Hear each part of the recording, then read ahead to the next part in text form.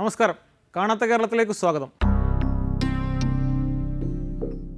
എറണാകുളം ജില്ലയിലെ ചില വിശ്വാസ ചൂഷണങ്ങളാണ് ഈ എപ്പിസോഡിൽ.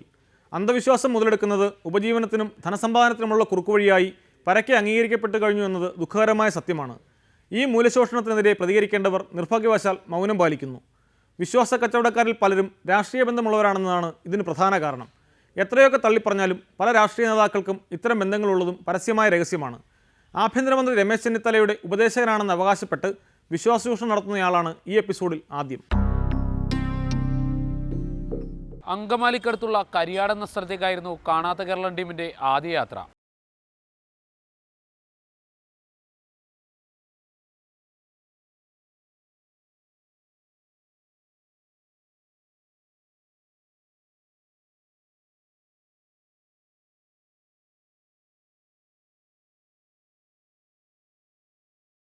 കരിയാട് മേക്കാട് കാക്കരവിളിയിൽ സാംസൺ ജെ കരിയാട് എന്നാണ് അറിയപ്പെടുന്നത്. പറവൂർ സ്വദേശിയായ ഇദ്ദേഹം കുറേ വർഷങ്ങൾക്ക് മുൻപാണ് ഇവിടെ താമസമായത്.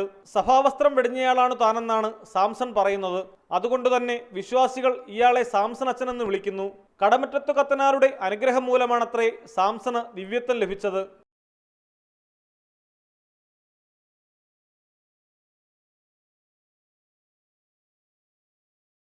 ഞായറാഴ്ചകളിൽ പകൽ മുഴുവൻ സാംസൺ വിശ്വാസികളെ കാണും. മറ്റു ദിവസങ്ങളിൽ രാവിലെ 6:30 മുതൽ ഏതാനും മണിക്കൂറുകളാണ് പരിപാടി. നാനാജാതി മതസ്ഥരായവർ സാംസന്റെ അടുത്ത് എത്തുന്നുണ്ട്. ഞങ്ങൾ ഞായറാഴ്ച ചെന്നപ്പോൾ 72 ആയിരുന്നു ടോക്കൺ നമ്പർ.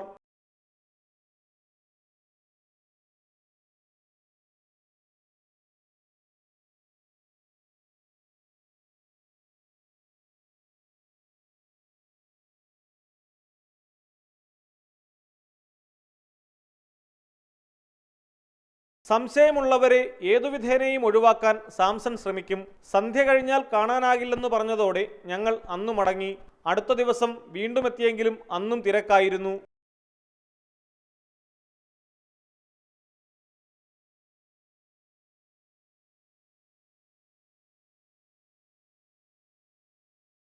മൂന്നാം തവണയാണ് ഞങ്ങൾക്ക് സാംസണെ കാണാനായത്. വീട്ടിൽ പാചകത്തിന് ഉപയോഗിക്കുന്ന വെള്ളവും വെറ്റിലയുമായാണ് വിശ്വാസികൾ കാണാൻ ചെല്ലേണ്ടത്. സ്ഫടിക ഗ്ലാസിൽ വെള്ളം നിറച്ച് വെറ്റിലയുടെ തുമ്പ് മുറിച്ച് അതിലിട്ട് സാംസൺ പ്രവചനത്തിന് തയ്യാറായി.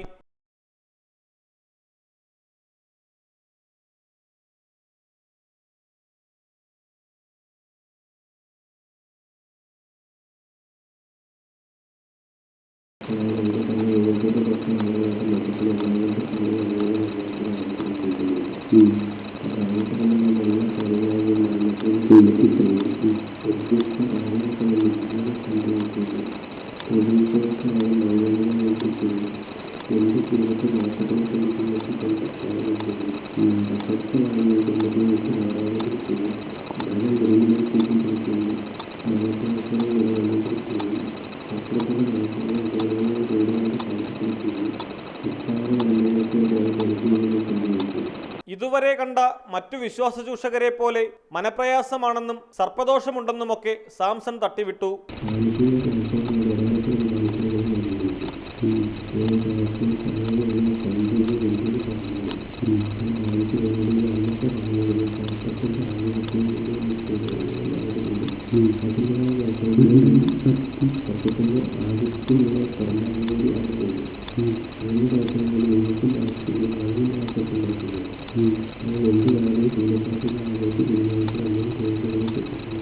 ഗൾഫിൽ സൂപ്പർ മാർക്കറ്റിൽ ജോലിയിലിരിക്കെ പണം കാണാതെ പോയെന്നും തെറ്റു ചെയ്യാഞ്ഞിട്ടുകൂടി പണം തിരികെ കൊടുക്കേണ്ടി വന്നെന്നും ഞങ്ങൾ കളവ് പറഞ്ഞു.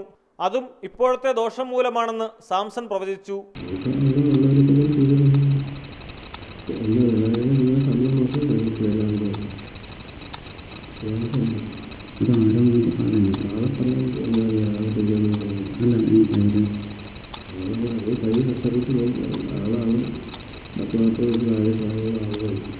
പണമെടുത്തത് ആരാണെന്നറിയാൻ കഴിയുമോ എന്ന് ചോദിച്ചപ്പോൾ അടുത്ത തവണ വരുമ്പോൾ കൃത്യമായി പറയാമെന്നായിരുന്നു മറുപടി. പിന്നീട് ചെല്ലേണ്ട തീയതിയും അദ്ദേഹം പറഞ്ഞു.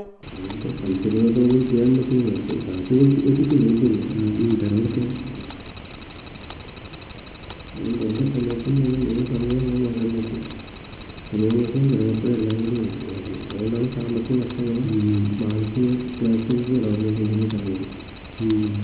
ആളുകൾ അച്ഛനെന്ന് വിളിക്കുന്നതിനെക്കുറിച്ചും ഞങ്ങൾ ചോദിച്ചു. അച്ഛൻ എന്ന്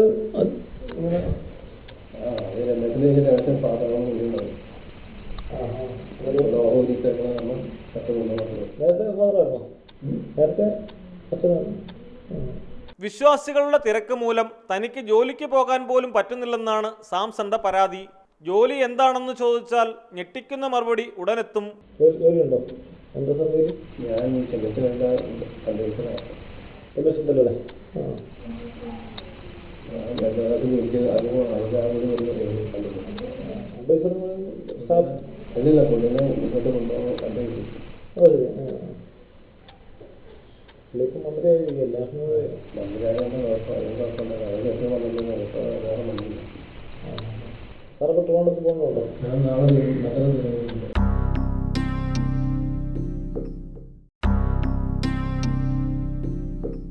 കരിയാട് തന്നെയുള്ള വത്സയുടെ അടുത്തേക്കാണ് ഞങ്ങൾ പിന്നീട് പോയത്. കടമറ്റത്ത് കത്തനാർ തന്നെയാണ് വത്സയ്ക്ക് അത്ഭുതസ്ഥിതി നൽകുന്നത്.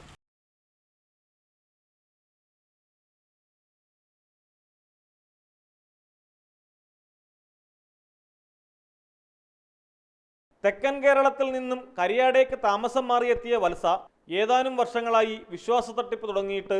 തനിക്ക് എല്ലാം മനസ്സിലാക്കാനുള്ള കഴിവുണ്ടെന്ന് വത്സ ഉറച്ചു വിശ്വസിക്കുന്നു. എണ്ണയും നാരങ്ങയുമൊക്കെ ആയാണ് വത്സയെ കാണാൻ ചെല്ലേണ്ടത്. വീടിന് സമീപം ഒരു കപ്പേളയും വത്സ നിർമ്മിച്ചിട്ടുണ്ട്.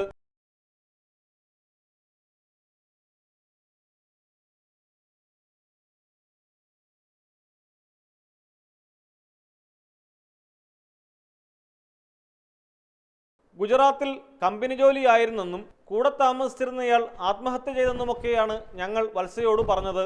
ചെല്ലുന്നവർ ആദ്യം ബൈബിൾ വായിക്കണം.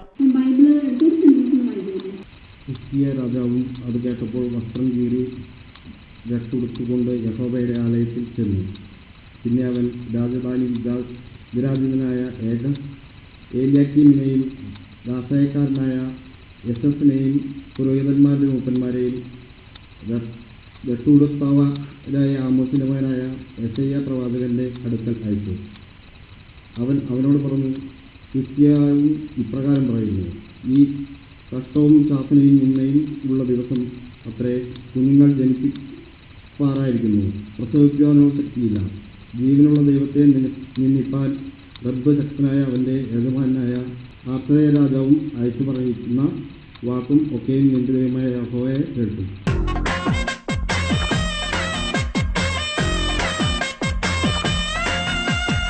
പിന്നീട് ദിവ്യദൃഷ്ടിയിൽ കണ്ടിട്ടെന്നതുപോലെ പ്രവചനമായിരുന്നു. വ്യക്തമായി തെളിയട്ടെയുള്ളതുപോലെ കള്ളൻ ചൊല്ലരുത്. കുഞ്ഞെ, നിങ്ങൾ ആദ്യം താമസിച്ചിരുന്ന സ്ഥലത്താണ് ഇപ്പൊ താമസിക്കുന്നത്. അതായത് ആദ്യം താമസിച്ച പെര അല്ല കാണുന്നത്, അല്ലാതെ ഇപ്പൊ നിങ്ങൾ പെര പണിതോ തറവാട്ടിൽ തന്നെയാണോ? തറവാട് വല്ലതും പൊളിച്ച് ഇപ്പൊ പണിതതാണോ? ഇല്ല, വർഷങ്ങൾക്ക് മുമ്പേ ഉള്ള പെരയാണോ? പക്ഷേ കുഞ്ഞിൻ്റെതായ ജീവിതം പൂർണ്ണമായും ആ വീട്ടിലല്ല, അതല്ല ഉള്ളതായിട്ടല്ല കാണപ്പെടുന്നത്. വളരെയേറെ വർഷം, ഒരു 4 വർഷം. അതെ, വെറുതെ കാര്യങ്ങൾ തട്ടിവിടുകയാണെന്ന് തുടക്കത്തിൽ തന്നെ മനസ്സിലാകും. ഇന്ന് ഈ ലോകത്തിൽ ജീവിച്ചിരിക്കേണ്ട കുഞ്ഞല്ല. എന്തെങ്കിലും അപകട സാധ്യതകളൊക്കെ സംഭവിച്ചോ? അപകടം അങ്ങനെ സംഭവിച്ചപ്പോ ആക്സിഡന്റ്, വണ്ടി അപകടം അല്ല, മരണ സ്റ്റേജ് വരാമെന്നുള്ള എന്തെങ്കിലും അപകടങ്ങൾ ഇത്രയും വയസ്സിനുള്ളിൽ കഴിഞ്ഞു പോയോ? അങ്ങനെയൊന്നും കണ്ടിട്ടില്ല. ഇല്ല. എന്തെങ്കിലും രോഗമായിട്ടോ മറ്റെന്തെങ്കിലും ബുദ്ധിമുട്ടായിട്ട് അപകട സൂചനയുടെ മുൾമുനയിൽ നിന്ന് രക്ഷപ്പെടുന്നതായ സാഹചര്യം എന്തെങ്കിലും ഉണ്ടായോ? പക്ഷേ ഒരു വെള്ളത്തിൽ എന്തെങ്കിലും പോയി അങ്ങനെ എന്തെങ്കിലും സാഹചര്യം അല്ല, വീഴ്ചയോ എന്തെങ്കിലും വളരെ ശക്തമായ അപകട സാധ്യതകളാണ് കാണപ്പെടുന്നത്. ഇപ്പോ 45 വയസ്സായോ? 35. അതെ, വളരെ മാരകമായ ബുദ്ധിമുട്ടുകൾ, രോഗത്തിന് വിധേയനാകുക, അപകട സാധ്യതകൾ, പിന്നെ മറ്റുള്ളതായ അസ്വസ്ഥതകൾ, മാനസിക അസ്വസ്ഥതകൾ, ഇങ്ങനെയുള്ള ബുദ്ധിമുട്ടുകൾ 45 വയസ്സിനുള്ളിൽ ഉണ്ടാകണം. പറയുന്നത് പാളുമ്പോൾ വത്സ ഉരുണ്ട് കളിക്കും. തുടക്കം വളരെ പ്രശ്നമില്ല, മധ്യാഹ്നത്തിലാണ് കുഞ്ഞിന് പ്രശ്നങ്ങൾ കാണപ്പെടുന്നത്. ഈ 45 വയസ്സിന്റെ ഇടയ്ക്ക് 45 അല്ല, മധ്യാഹ്നം അങ്ങോട്ടങ്ങ് പോകും. പറഞ്ഞ് മനസ്സിലായോ? അതായത് തുടക്കം പ്രശ്നമില്ല, ഒരു 30 വയസ്സ് വരെയും വലിയ വിഷയങ്ങളില്ലാതെയൊക്കെ പോയി. അത് കഴിഞ്ഞാണ് വിഷയത്തിന്റെ തുടക്കം.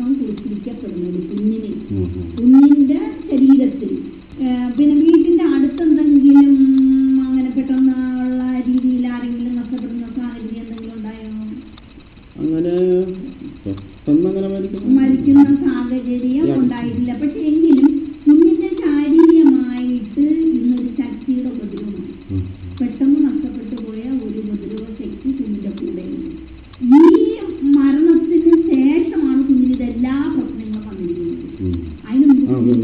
ഒപ്പം എന്റെ കൂടെ ജോലി ചെയ്തുകൊണ്ടിരുന്ന ആളാണ്. അതെ, കുഞ്ഞിന് അതിൽ മുമ്പ് ഒരു വിഷയം അവിടെ ഒരു 10 ലക്ഷം രൂപയുടെ അത് എന്റെ പേരിലാണ് വന്നേക്കുന്നത്. കുഞ്ഞ് നിന്ന സ്ഥലം ഒരു കമ്പനി ആയിരുന്നോ? കമ്പനിയാ. മുസ്ലിമിന്റെ ആയിരുന്നോ? മുസ്ലിം ഉണ്ട്, അതിന്റെ മാനേജർ മുസ്ലിമാണ്. അതെ. പക്ഷെ മാനേജരായിട്ടും കുഞ്ഞിന് ഇതിനകത്ത് സംഭവിച്ചിരിക്കുന്ന ശക്തമായ മുസ്ലിമിന്റെ ദ്രോഹദോഷാദികളുണ്ട്. കുറച്ച് വെട്ടിപ്പും തട്ടിപ്പൊക്കെ നടന്നതൊക്കെ സംഭവിച്ചത് തന്നെ വെറുതെ പറയുന്നതല്ല. ഞാനൊന്നും അറിഞ്ഞിട്ടില്ല. പക്ഷെ കുഞ്ഞിനറിയില്ല. പക്ഷെ കുഞ്ഞിന്റെ സ്ഥാനത്ത് മറ്റൊരാൾ മുതലെടുക്കുന്നതായിരിക്കാം. സംഭവം നഷ്ടം സംഭവിച്ചത് ശരിയാണ്. അവിവാഹിതനാണെന്ന കാര്യം മറച്ചുവെച്ച് ഭാര്യയുമായി പ്രശ്നങ്ങളാണെന്നും കളവ് പറഞ്ഞു നോക്കി. എന്തായാലും കുഞ്ഞിൽ നിന്നൊന്നും കിട്ടില്ല, അല്ലെങ്കിൽ കുഞ്ഞിൽ നിന്നൊന്നും ഒരു പ്രയോജനം ഇല്ല, അല്ലെങ്കിൽ കുഞ്ഞിൽ നിന്ന് തകർച്ചയുടെ അനുഭവം എന്നുള്ളൊരു തോന്നല് ആയി തോന്നി. ഇതാരും ദ്രോഹിച്ചതല്ല.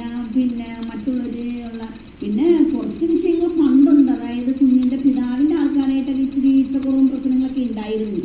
ഇപ്പോഴല്ല, പണ്ട് കാലങ്ങളിൽ ഈ അതിർത്തി തർക്ക പ്രശ്നങ്ങളിലൊക്കെ എന്തെങ്കിലും വിഷയങ്ങളുണ്ടായി. ഇപ്പോഴൊന്നുമല്ല, പണ്ട്. ഭാര്യയെ കൂട്ടി വീണ്ടും ചെല്ലണം. 3 തവണ ചെന്നു കഴിയുമ്പോൾ വത്സ പ്രശ്നങ്ങൾ പൂർണ്ണമായി ഒഴിവാക്കിത്തരും. കുഞ്ഞൊരു കാര്യം ചെയ്യാം, ഒരു 3 ആഴ്ച വരിക, ഇവിടെ വരിക. ഇനി വരുമ്പോ ഒരു ഇപ്പൊ കൊന്ത കഴിച്ചിട്ടുണ്ടോ? അത് ഒന്ന് പ്രാർത്ഥിച്ചിടുക. പിന്നെ വെളിച്ചെണ്ണ കൊണ്ടുവരിക. ഈ വെളിച്ചെണ്ണ കൊണ്ടുവരുന്നത് പ്രാർത്ഥിച്ച് തലയെ തേക്കുക, കഴിക്കുക. അങ്ങനെയുള്ള വെളിച്ചെണ്ണ 1 കിലോ ഒന്നും വേണ്ട. 3 ആഴ്ച വരണമല്ലോ. ഒരു 500 ഗ്രാം കൊണ്ടുവരിക തൽക്കാലം. അങ്ങനെ ഒരു 3 ആഴ്ച വരുമ്പോ എന്താണ് ചെയ്യേണ്ടതെന്ന് അപ്പോഴേക്കും ഈ ശരീരത്തിൽ നിൽക്കുന്നതിനെ മാറ്റണം. ഈ ചെയ്തിരിക്കുന്ന ദോഷത്തെ ഇവിടെ മാറ്റാൻ പറ്റും. ഇവിടെ എന്ത് വിഷയം ഉണ്ടെങ്കിലും ഇവിടെ തീർത്ത് കളയാൻ പറ്റും. പ്രതിവിധി ഇവിടെയുണ്ട്. ജപമാല ഉപയോഗിച്ച് ചില ക്രിയകളൊക്കെ ദോഷങ്ങളകറ്റാൻ വത്സ നടത്തി.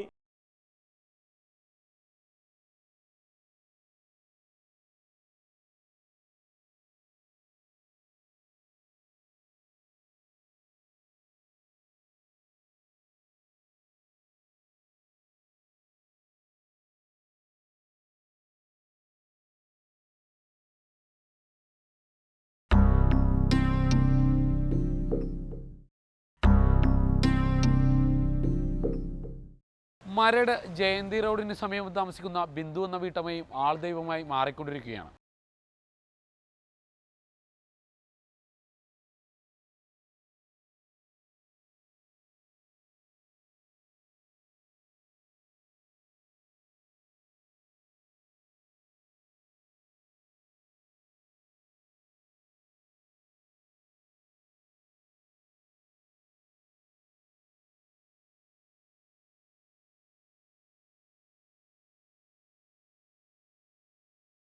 ഏതാനും വർഷം മുൻപ് വരെ സാധാരണ വീട്ടമ്മയായിരുന്നു ബിന്ദു. അങ്ങനെയിരിക്കെ പരേതനായ ഒരു മുസ്ലിം സിദ്ധൻ ബിന്ദുവിന്റെ ദേഹത്തു കയറിയത്രേ. ടൈൽസ് പണിക്കാരനായ ഭർത്താവും 2 കുട്ടികളുമുള്ള ബിന്ദുവിന്റെ ജീവിതം അതോടെ മാറി. ഹിന്ദുവായ ബിന്ദു സിദ്ധൻ ദേഹത്ത് കയറുമ്പോഴൊക്കെ ഇസ്ലാമിക രീതികൾ പാലിക്കുന്നു. തന്നെ വാപ്പച്ചിയെന്ന് വിളിക്കണമെന്നാണ് ബിന്ദു പറയുന്നത്.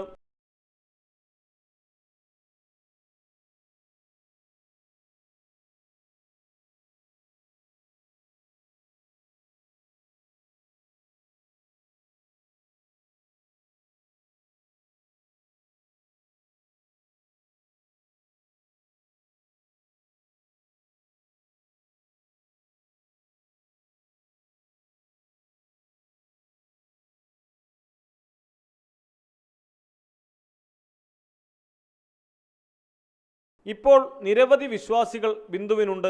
വാപ്പച്ചിയുടെ പ്രവചനങ്ങൾ കേൾക്കാൻ എത്തുന്നവരിൽ എല്ലാ മതവിശ്വാസികളുമുണ്ട്.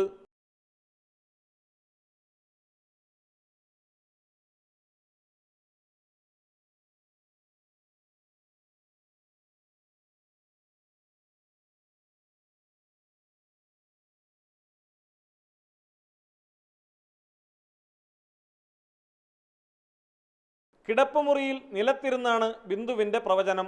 ആവശ്യമെങ്കിൽ മാത്രം സമീപമുള്ള പൂജാമുറിയിൽ കയറും. പൂജാമുറിയിൽ മുസ്ലിം സിദ്ധൻ്റെ ചിത്രവും ഏതാനും നിലവിളക്കുകളുമാണുള്ളത്.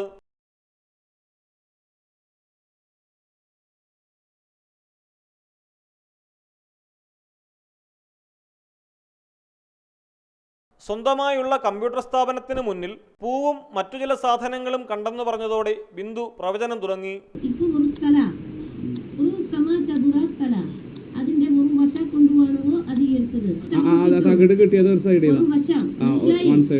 അതിപ്പോ ഞാൻ പറയുന്ന ഒരു സമചതുര മനസ്സിലായി. അപ്പോ അതിന് ഓരോ വശങ്ങളും ഉണ്ട്. ഇത് കിട്ടിയത് നിങ്ങൾക്ക് ഒരു വശത്തിന് ആണ്, ഒരു വശത്തിന് ആണ് ഇത് കിട്ടിയത്. എന്നിട്ട് നിങ്ങൾ എടുത്തു പോകുന്നത് ആരാ എടുത്തത്? നീ എടുത്തു. നീ അതെടുത്ത് കഴിഞ്ഞ ശേഷം നിനക്ക് പേടി തോന്നുന്നുണ്ടോ? പ്രവചനം തുടങ്ങിയാൽ പിന്നെ തമിഴും മലയാളവും ഒക്കെ ഇടകലർത്തി മനസ്സിലാക്കാൻ പ്രയാസമുള്ള തരത്തിലാണ് ബിന്ദുവിന്റെ സംസാരം. ഇപ്പോൾ നിനക്കും നീ നല്ല രീതിക്ക് ജീവിക്കാൻ കൊടുക്കൂ, മനസ്സിലായി? അവനിക്ക് നീ നല്ല, നിങ്ങൾ രണ്ടുപേരും നല്ല രീതിക്ക് കൊണ്ടു നടക്കുന്നു, നീ നല്ല രീതിക്ക് കൊണ്ടു നടക്കുന്നു, നിങ്ങൾ തമ്മിൽ ചെറിയൊരു ചർച്ച വരണു. അപ്പോൾ അവനിൽ നിന്നിലൊരു എന്ത് തോന്നുന്നു? നീ നല്ല ഉയരങ്ങളിൽ പോകുന്നു, മനസ്സിലായി? നീ അതൊക്കെ ഭയ കൊടുക്കാൻ വേണ്ട. നിങ്ങൾ എന്തു എടുക്കുന്നു എന്ന് പറഞ്ഞാൽ നമ്മൾ അവിടെ ഇടുന്നു കായലും പുള കളയും. അത് ഒഴുക്കി പോകും. ഒരു സാധനം എന്ത് കാണുന്നുവോ നിങ്ങൾ എടുക്കുന്നത്, അതും നിങ്ങൾ എടുക്കുമ്പോൾ നിങ്ങളുടെ കൈകൾ അതിൽ സ്പർശിക്കാതെ ഇരിക്കുക. 11 ദിവസം കഴിഞ്ഞ് രാത്രി 7 മണിക്ക് വന്നാൽ പ്രശ്നങ്ങൾ വാപ്പച്ചി തീർത്തു തരാമെന്ന് ബിന്ദു പറഞ്ഞു. നീ 11 രാത്രി കഴിഞ്ഞ് അവിടെ പോകും, മനസ്സിലായി?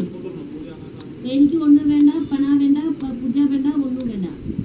നിങ്ങൾ എനിക്കൊന്നും തരാൻ വേണ്ട, മനസ്സിലായി? നിങ്ങൾ അത് ചെയ്ത് കഴിഞ്ഞാൽ നിങ്ങൾക്ക് മാറ്റം കൊണ്ട് തോന്നുന്നു, മനസ്സിലായി? നിങ്ങൾക്ക് മാറ്റം തോന്നിയില്ലേ? അപ്പോൾ നിങ്ങൾക്ക് ഇഷ്ടമുണ്ടോ എങ്കിൽ ഇവിടെ എന്നെ കാണാൻ വെറും മക്കളും ഉണ്ട്, ഒരു അന്നാക്കുണ്ട. സ്ഥാപനത്തിൽ നിന്ന് കുറച്ച് പണം കാണാതെ പോയെന്നും ഞങ്ങൾ കളവ് പറഞ്ഞു. അത് ഞാൻ നിനക്ക് വ്യക്തമായിട്ട് അന്നിട്ട് ഞാൻ പറയില്ല, നിനക്ക് ആ ചിത്ര വരച്ചു കൊണ്ടുവന്നു എന്ന് ഞാൻ പറഞ്ഞത്. അന്ന് നീ എൻ്റെ അകത്ത് കയറി, ഇവിടെ ഒന്നും സംസാരം വേണ്ട. അന്ന് നീ 11 രാത്രി കഴിഞ്ഞ് വന്നു, ഞാൻ അവിടെ ഉണ്ടാവും. അന്ന് നിനക്ക് നീ കയറും, നിനക്ക് എന്ത് അറിയണമെന്ന് ഞാൻ എല്ലാം നിനക്കന്ന് പറഞ്ഞു തരാം. പോരെ? ആരാണീ വാപ്പച്ചി എന്നൊക്കെ വാപ്പച്ചി ചമഞ്ഞിരിക്കുന്ന ബിന്ദുവിനോട് ഞങ്ങൾ ചോദിച്ചു. ഞാനാണോ? ഒന്നിനെ മനസ്സിലായിട്ടേ ഈ ഒരു അവനിക്ക് കൂടെ വരുമ്പോൾ നിനക്ക് ഞാൻ കാണിച്ചു തരാം, മതിയോ? അതാ പറഞ്ഞേ. നിനക്ക് അവിടെ കയറിയിട്ട് എന്ത് തോന്നുന്നു ചോദിച്ചപ്പോൾ ഒന്നുമേ ഇല്ല. ഞാനിക്ക് മകൾക്കും ശരീരാ വരും, നിങ്ങൾക്കും എന്തുകൊണ്ടും നമുക്ക് ചോദിച്ചു നമ്മൾ പറഞ്ഞു. അപ്പോൾ ഒരുപാട് പേർക്ക് നമ്മളിലൂടെ നന്മ കിട്ടും, അത്രയും നമ്മൾ ആഗ്രഹിക്കും. ഇത് തമിഴാണോ? നീ കന്യാകുമാരി പോയിട്ടുണ്ടോ? നീ പോയിട്ടുണ്ടോ? കന്യാകുമാരി പോയിട്ടുണ്ടോ? അവിടെ ഇങ്ങനെ ഭാഷ കേട്ടിട്ടുണ്ടോ? ഉണ്ടോ? കണ്ടിട്ടാണേ ഞാൻ പോകുന്നുണ്ട്. നിന്നെ ഞാൻ വിളിക്കാൻ വന്നു. ഇനി ഞാൻ പോകുന്നുണ്ട്. എനിക്ക് അങ്ങനെ പോകുന്ന നേരമില്ല, പോകുന്ന പോത്തിനൊക്കെ പോകും. എനിക്കിപ്പോ ഇവിടെ നിന്ന് പോയാൽ നിമിഷ നേരം കൊണ്ട് പോയി വരാം. എന്നെ ആരെങ്കിലും കാണോ? ഇല്ലാരും കാണും. എന്തായാലും ബിന്ദുവിൻ്റെ ശരീരത്തിലിരുന്ന് ആളുകളുടെ ഭൂതവും ഭാവിയും പറയുന്ന വാപ്പച്ചിക്ക് ഞങ്ങൾ കബളിപ്പിക്കാനെത്തിയതാണെന്ന കാര്യം മാത്രം മനസ്സിലായില്ല.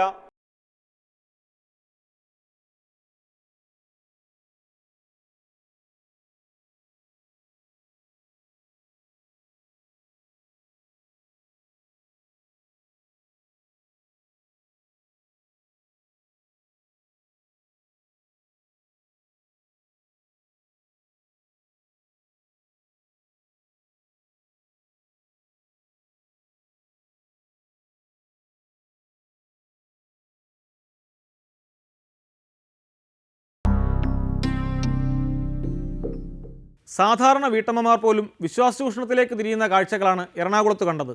യോഗ്യതകളൊന്നും തിരക്കാതെ തന്നെ ആളുകൾ ഒഴുകിയെത്തുമെന്നതാണ് ഇത്തരക്കാർക്ക് പ്രോത്സാഹനം നൽകുന്നത്. ആഭ്യന്തരമന്ത്രിയുടെ ഉപദേശകൻ ചമഞ്ഞ് ആളുകളെ വലയിലാക്കുന്ന സാംസൺ പറഞ്ഞതിൽ എന്തെങ്കിലും വാസ്തവമുണ്ടോ എന്ന് മന്ത്രി തന്നെയാണ് വ്യക്തമാക്കേണ്ടത്. എന്തായാലും സർക്കാർ വെബ്സൈറ്റിൽ നൽകിയിട്ടുള്ള മന്ത്രിയുടെ സ്റ്റാഫിൻ്റെ പേരുവിവരങ്ങളുടെ കൂട്ടത്തിൽ സാംസന്റെ പേര് കാണാൻ കഴിഞ്ഞിട്ടില്ല. കാണാത്ത കേരളം വീണ്ടും അടുത്തയാഴ്ച.